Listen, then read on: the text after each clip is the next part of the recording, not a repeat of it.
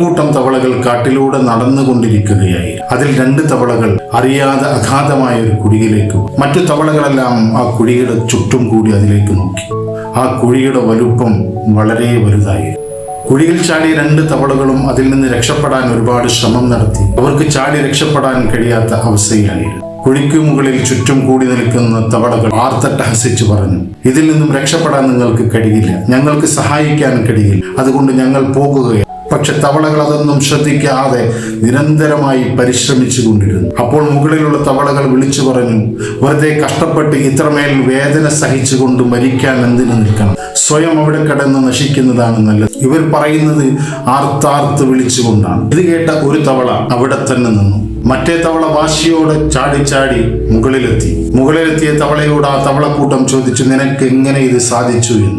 നിങ്ങൾ ആർത്താർത്തു പറഞ്ഞിരുന്ന പ്രോത്സാഹനമാണ് എന്നെ ചാടാൻ കൂടുതൽ പ്രേരിപ്പിച്ചത് എന്ന്. അപ്പോഴാണ് അവർക്ക് മനസ്സിലായത് ഈ തവള ചെവി കേൾക്കാൻ കഴിയാത്ത ഒരാളാണെന്ന്. പറഞ്ഞതൊക്കെ ഒരു ആശ്വാസവാക്കായി, പ്രോത്സാഹനമായി അങ്ങനെ തെറ്റിദ്ധരിച്ചാണ് ഈ തവള പുറത്തെത്തിയത് എന്ന്.